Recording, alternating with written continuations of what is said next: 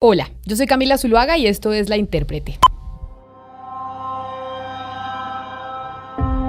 Hoy en La Intérprete vamos a hablar de la guerra que en Colombia no ha terminado, sino que se ha venido transformando. ¿Por qué? Porque los actores han venido cambiando de nombre, los tipos de violencia también, y pues el Estado sobre la marcha pues ha ido adaptando su capacidad de defensa frente a la realidad de la guerra que se vive en el territorio nacional. Así, los colombianos llevamos más de medio siglo y con el narcotráfico pues como combustible de la violencia sin una aparente solución concreta en el mediano plazo, Colombia sigue en guerra. Mi compañero Sebastián Nora hoy me acompaña como siempre para hablar de eso, de la guerra que hoy está mutando a tener como uno de sus protagonistas principales al Ejército de Liberación Nacional, guerrilla conocida como el ELN. Así es, Camila. En Colombia las violencias cambian, no terminan, y el ELN, pues en este sentido es un ejemplo nítido. Hace unos años, usted se acordará, era un actor, digamos, de segunda línea, dedicado a atacar sobre todo pues la infraestructura petrolera del país, pero después de la entrega de las armas de las FARC, en ese acuerdo que hizo con el Estado, pues se convirtió hoy, yo creo, y usted también a lo mejor, en el principal problema de seguridad del país. El ELN en terreno y en el frente diplomático ha sido quizá el mayor dolor de cabeza pues del gobierno de Iván Duque. Y yo sí creo, Sebastián, igual que usted, y además a pesar de que es un problema que algunos han tratado de minimizar, sobre todo algunos funcionarios que buscan restarle valor al ELN, la realidad en el territorio nacional dice otra cosa. El Ejército de Liberación Nacional es un problema muy serio que hoy tiene Colombia y por eso resulta pertinente que hoy aquí en La Intérprete pues empecemos a repasar la historia de esta guerrilla para que conozcamos quiénes son el ELN, que además surgió, recordemos, en 1964, es una guerrilla marxista-leninista que está inspirada en la revolución y las ideas del Che Guevara. Exacto, tiene una gran ascendencia e inspiración en esa revolución cubana de esa década, y entre sus fundadores y figuras, Camila, pues más emblemáticas, más notables, hablemos de Camilo Torres. Y escuchemos... el cura guerrillero. Exactamente, y escuchemos a Camilo Torres para acordarnos de quién se trata. Para el ELN, Camilo Torres encarna la figura del guerrillero sacrificado, en cuya memoria se plasma la frase de batalla de todas las guerrillas latinoamericanas: morir por la patria es vivir para siempre. Es casi que el padre putativo del Ejército de Liberación Nacional. Nació en Bogotá en 1929, pronto se hizo sacerdote y en 1954 se licenció en Ciencias Sociales en Lovaina, Bélgica. Regresó al país en 1959 tras el impacto de la Revolución Cubana. Ingresó como capellán y profesor a la Universidad Nacional y allí fundó la Facultad de Sociología. Ya entonces hablaba de la posibilidad histórica del diálogo entre cristianos y marxistas. Y no han sido pocos, Sebastián, los gobiernos que han hecho algún tipo de acercamiento con el ELN para sentarse a negociar. Casi todos han tratado y no se ha podido. Y buscando una salida pacífica. Mire, la historia está llena de fracasos. Acuérdese, por ejemplo, 1994, gobierno de César Gaviria, después de la desmovilización del M-19 y de la corriente de renovación socialista, que era una corriente dentro del ELN, exactamente. Y una disputa interna. Pues ellos, cuando se logró esa negociación, creyeron que era hora de dejar las armas y muchos guerrilleros, pues incluidas cabezas importantes del ELN, pues se desmovilizaron. Pero igual el ELN como estructura guerrillera siguió presente. Sí, se mantuvo. Y después vino pues el gobierno liberal de Ernesto Samper, y recuerde usted ese episodio desde el Palacio de Viana en Madrid, en el que una delegación de helenos y de voceros del gobierno alcanzaron, digamos, que un preacuerdo, que fue histórico, pero fue un preacuerdo. Sin embargo, pues vino en esas semanas la muerte súbita, no fue por violencia, sino una muerte repentina del jefe del ELN en ese momento, conocido como el cura Pérez, y esa muerte pues dinamitó la ratificación ya de un acuerdo formal. Y si nos vamos, por ejemplo, a los gobiernos que vinieron, el gobierno de Andrés Pastrana y el gobierno de Álvaro Uribe, pues hubo algunas tentativas de acercamiento que nunca llegaron a buen puerto, pero no fueron así muy profundas, sino que algunos intentos. ¿Y por qué razón? Pues porque, mire, el ELN tiene un tipo de jerarquía y un dogmatismo ideológico que pues hace muy difícil una negociación de paz con esa guerrilla y que haya sido muy esquiva. Mucha gente compara al ELN con las FARC y el ELN es mucho más dogmático y es mucho más difícil la negociación con ese grupo guerrillero. El Estado habló con el Quintín Lame, con las FARC, con una cantidad de guerrillas, y el ELN ha sido pues muy esquivo, eso es verdad. Pero Camila, en febrero del 2017, en el segundo gobierno de Juan Manuel Santos, pues hubo una luz importante en la que se instaló en Quito, acuérdese, una mesa formal fundamental para iniciar una agenda de diálogo entre Pablo Beltrán, que sigue siendo hoy el líder del ELN, y Juan Camilo Restrepo, pues como vocero del gobierno Santos. Eso fue histórico, recordemos ese momento. Los negociadores del gobierno de Colombia y la guerrilla Ejército de Liberación Nacional ELN se dieron cita en la hacienda Cachepampa, situada a las afueras de Quito, para abrir un histórico proceso de negociación encaminado a terminar con el enfrentamiento que han mantenido durante más de 52 años. Ambas partes expresaron públicamente sus compromisos para contribuir al avance del diálogo y también formularon sus peticiones, como la de que la guerrilla abandone el secuestro hecha por el jefe negociador Juan Camilo Restrepo. La mesa logró una agenda de discusiones como punto de partida y 100 días de cese mutuo de hostilidades, Sebastián, que en términos generales pues, se cumplió. Sí, se cumplió. De parte y parte. Fue un gran éxito. Y terminó en enero de 2018, pero lo lamentable es que después de esos 100 días, pues el ELN volvió con la violencia y con el terrorismo. Hubo 4 ataques a la infraestructura petrolera. Ya sabemos que el ELN por lo general ataca a la infraestructura petrolera porque está dentro de su axioma ideológico y es ir en contra de que nos roban los recursos las multinacionales. Exacto, pero además ir en contra de esa economía minero-energética. Hizo atentados contra infraestructura petrolera en Arauca. También hizo atentados en Boyacá, en Casanare, posteriormente asesinaron a 2 policías también en Arauca y el 27 de enero hubo un atentado dolorosísimo en la estación de policía de San José en Barranquilla. Con ese atentado el ELN mató con explosivos a 6 policías y dejó heridos a otros 40. La guerrilla del ELN activó de manera con inteligencia previa estos artefactos explosivos. Las pistas encontradas por los mismos investigadores de la policía son bastante importantes en este hecho para aclarar quiénes y por qué lo hicieron. Una de las más importantes, utilizaron 3 radioteléfonos. El hombre capturado, que ustedes han visto por los diferentes medios aquí, por Noticias Caracol, pues dicen las autoridades, fue el que compró 3 radioteléfonos, los ubicó debajo de 2 sillas cerca de la estación y esperó que los uniformados formaran para activar cerca de 3 kilos de un explosivo que está siendo todavía analizado por los investigadores. Aparte de la escalada de violencia y atentados que estábamos escuchando, pues la negociación, Sebastián, recibió otro duro golpe. Ecuador decidió retirarse como país garante y sede de las negociaciones. ¿Por qué? También por el asesinato a los periodistas. Exactamente. Primero secuestro y posteriormente asesinato, sí, que ellos reconocieron, periodistas ecuatorianos, incluido camarógrafos. Sí. Santos en su momento pues tuvo que apelar de nuevo a Cuba, que ha sido el país que nos ha ayudado en términos de negociaciones con las guerrillas. Entonces acudió a Cuba porque pues no tenían tratado de extradición con Estados Unidos y así en mayo del 2018 se instaló el ciclo número, ¿qué es? Era el ciclo número 5, ¿no? De negociación. Que arrancó en Quito y es el 5 ciclo de negociación. Después se fueron para La Habana con el ELN y Gustavo Bell fue el nuevo vocero del gobierno en esa negociación. Sí, no se avanzó mucho después de esa instalación y acordémonos, en los meses siguientes todo se rompió.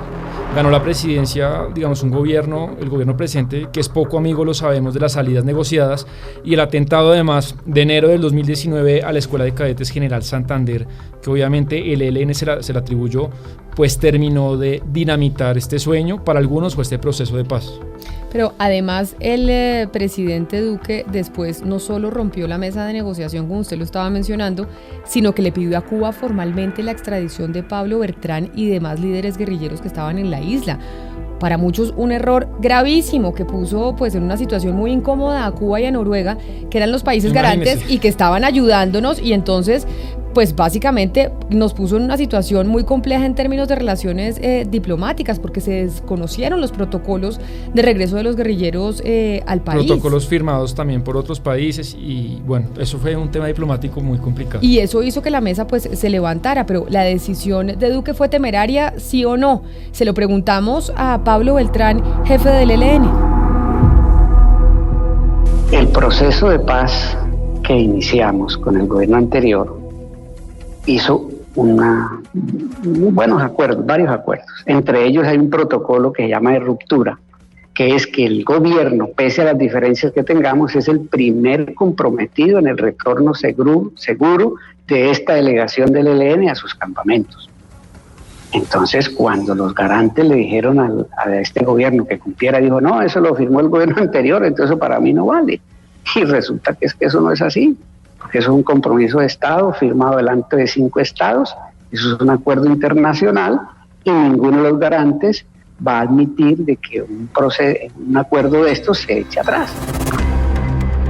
Si bien es cierto, Camila, que esta guerrilla se ha encargado también de dañar el proceso, ha sido culpa de lado y lado, pues hay otros que piensan que de todas maneras, con atentados o sin atentados, pues el gobierno de Iván Duque no tenía mayor interés en continuar la negociación que dejó Santos abierta. Y eso opina Álvaro Leiva, que usted sabe tiene una amplia trayectoria pues en negociaciones de paz. Y se ha dedicado básicamente a eso en Colombia en sus últimos años. Pues que nunca el gobierno naciente nunca apareció en Cuba. Se le dijo, pues, lo están esperando, y pasó 1 mes, y 2 meses, y 3 meses. Quiero decirle que lo de hace 3 días es totalmente injustificable, absolutamente, ¿qué le digo yo? Reprobable. ¿Qué tal a estas horas de la vida meter una camioneta de esas con explosivos, por Dios santísimo? Pero eso es distinto a lo que sucedió. Yo puse por ahí un tuit que dice que las cosas se suceden por lo que se hace o por lo que se deja de hacer. No justifica, pero sí explica. El comandante Uriel, uno de los líderes más importantes del ELN, que uno puede estar o no de acuerdo, pero a mí en lo personal me parece un tipo inteligente. Y muy joven, sí, inteligente habla y bien, que estudioso, estuvo en la universidad. Uno cuando habla con Uriel entiende que empezó en la universidad, básicamente. Siniestro pero inteligente. Inteligente, y pues como es inteligente entiende que no había una negociación con un gobierno, sino con un Estado. Y muchos pensamos lo mismo, que las negociaciones de paz son con los Estados, no con los gobiernos. Y él pues mencionó, o cuando hablamos con él, que las condiciones ya pactadas pues no eran válidas y que cualquier cambio dentro de la mesa entre el ELN y el gobierno pues se le debía también consultar a los guerrilleros del ELN. Escuche usted la opinión de Uriel. Nosotros, en conclusión, estamos dispuestos, seguimos esperando, se han hecho reiteradamente los llamados y manifestado la disposición del Ejército de Liberación Nacional a continuar con las conversaciones con el Estado colombiano. ¿Nuevas imposiciones que se van creando? No, hay una agenda firmada, hay una agenda acordada con el Estado colombiano, 6 puntos, que nos demoramos 44 meses en la etapa confidencial de los diálogos para poder acordar esa agenda. Nosotros, parte de la seguridad jurídica mínima que debe tener el Estado colombiano y de la seriedad que debe tener hay una agenda, sobre esa agenda vamos hablando. Bueno, otra voz importante en este tema, ya después de haber oído a Uriel y a Pablo Beltrán, es Alejo Vargas, experto en temas de seguridad, defensa y paz. Opina distinto, fíjese, Álvaro Leiva. Y él considera que más bien hubo cierta mezquindad por parte del gobierno de Juan Manuel Santos, que dejó un poco a la deriva el tema del ELN y no se lo quería dejar así como servido al siguiente gobierno. Pero yo en el fondo creo que el presidente Santos y su gobierno quizás lo que no quisieron fue dejarle un hecho cumplido al nuevo gobierno, como sería firmar eso. Digo yo desde mi interpretación de analista de fuera, una cosa. Y segundo, que evidentemente, y ese es un tema interesante de discusión, que aunque uno quisiera que la política de paz fuera una política de Estado, eso en Colombia nunca ha sido así. Lo cierto es que la situación ahora entre el gobierno del presidente Iván Duque y el ELN está muerto. ¿Por qué? Porque Iván Duque insiste en pedir en extradición a los guerrilleros. Cuba, por supuesto, no lo va a hacer. Y con esto no parece que vaya a haber muchos otros países que se presten a ser garantes neutrales de una negociación entre ambas partes. Y la condición, Camila, del ELN es que sea un país que no tenga tratado de extradición con Estados Unidos. Por eso, y eso está complicado. Sí. Y mientras tanto, pues la cúpula del ELN está en la isla, en La Habana.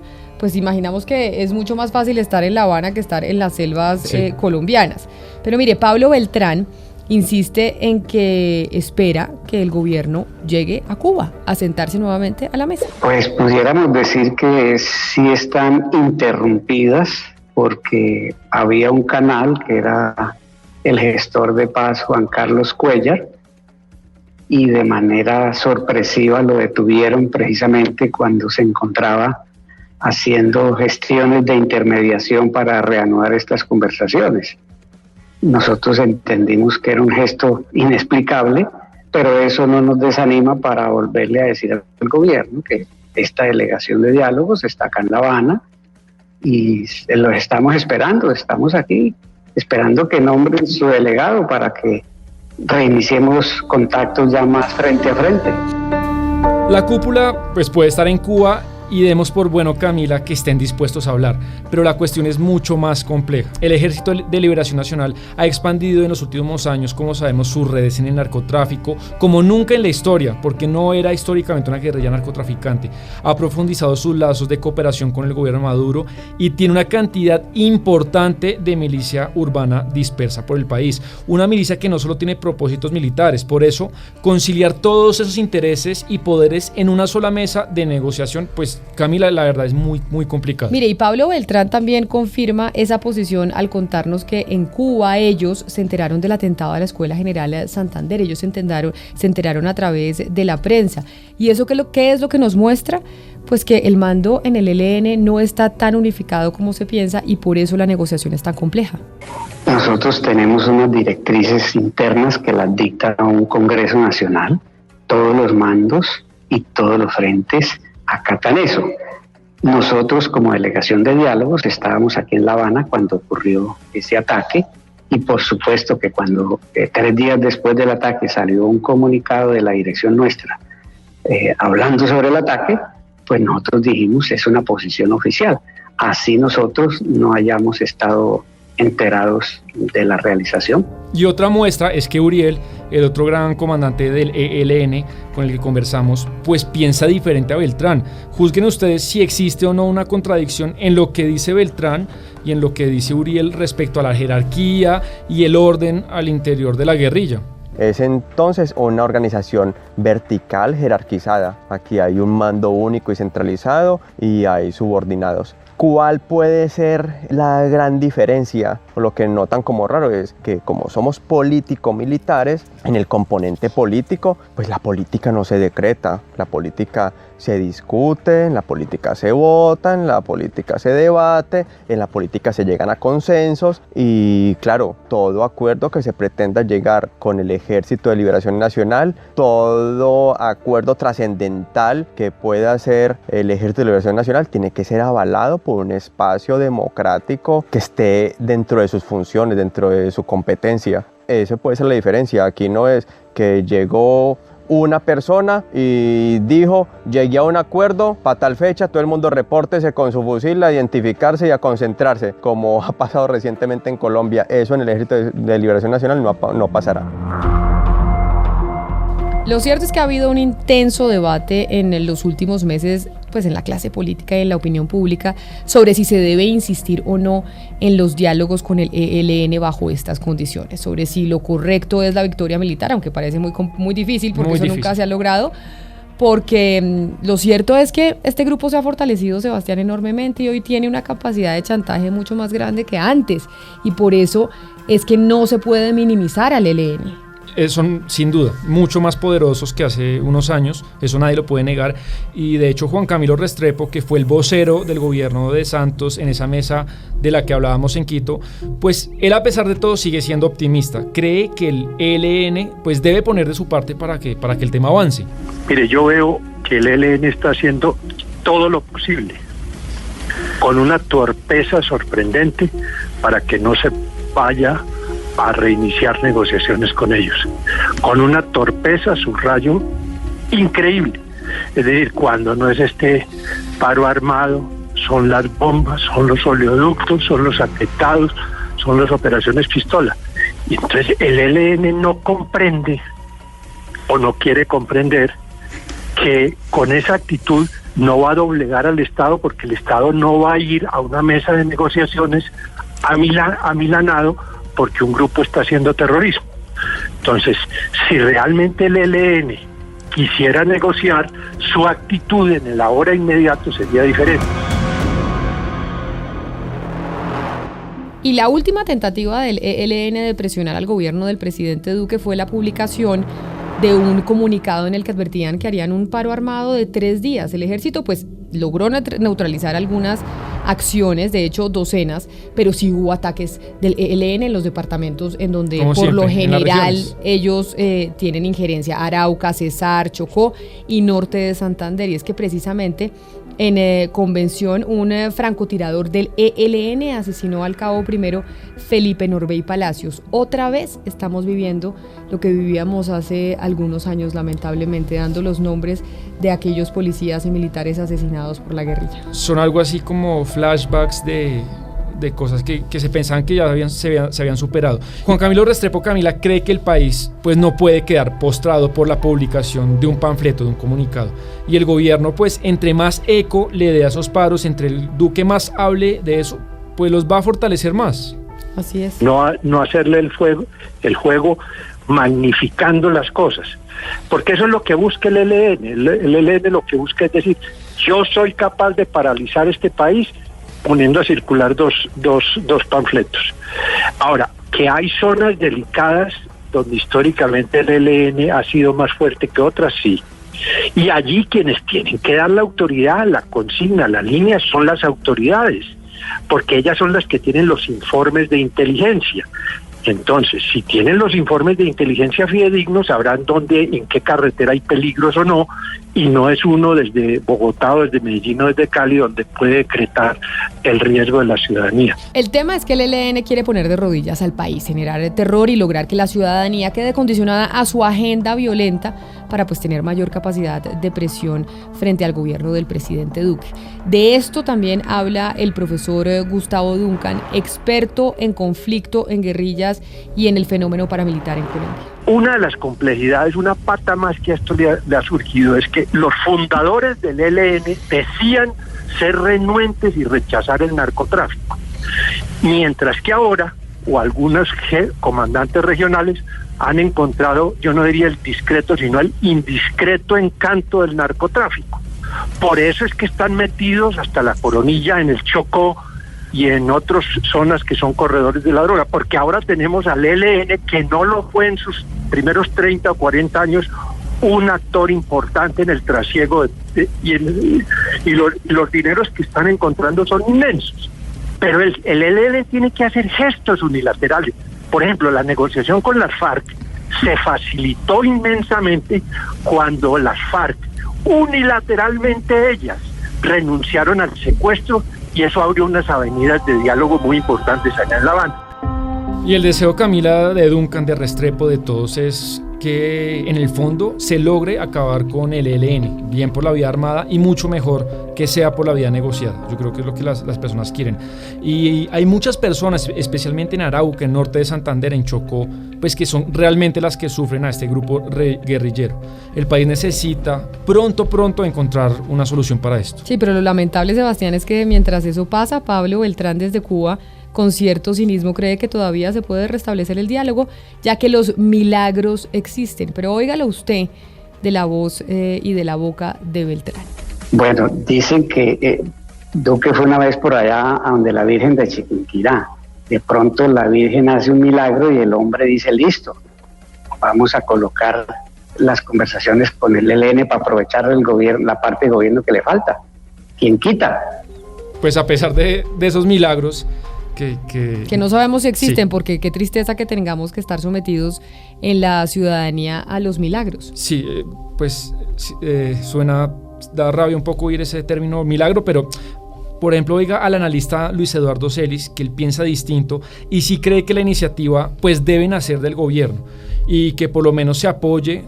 Él propone, por ejemplo, que el gobierno oiga a los congresistas que se han ofrecido como enlace entre la guerrilla y el gobierno, pues a nadie le conviene que este problema siga creciendo. Pero yo creo que hay que buscar una salida negociada. Yo creo que el presidente debería aceptar la iniciativa de las comisiones de paz de Senado y Cámara que le han dicho, autorícenos a hablar con el ELN en Cuba para que ellos puedan buscar un camino. Porque lo que sí es cierto es que esto hay que pararlo. Este es un perro que se muerde la cola. O sea, este es un perro que permanentemente está diciendo, no hablo, no negocio, pero tampoco resuelve el conflicto. Entonces yo creo que es cierto, yo creo que esa razón de Estado, de decir, el Estado no se puede doblegar, el Estado no puede ceder ante el terrorismo, el Estado no puede hablar con los violentos, pero el Estado no resuelve nada. Pues lo cierto es que ahí hemos escuchado las voces de dos líderes del ELN, de analistas, de personas que han estado inmersas en los procesos de paz con esta guerrilla, y la solución pues no se ve que vaya a llegar muy pronto. Y lo que sí se ve es que en Colombia la violencia se va recrudeciendo y volvemos a las décadas en donde el conflicto era mucho más crudo que antes. En los medios de comunicación uno ve cómo en los periódicos salen constantemente cosas ahora de ataques terroristas, de bombardeos, etcétera, etcétera. Pero es que más, Camila, le piden inteligencia y raciocinio a la guerrilla, y al que se le pide, debe pedir raciocinio y sentido común, pues es al gobierno. Y me parece que no podemos ponerlos al mismo nivel.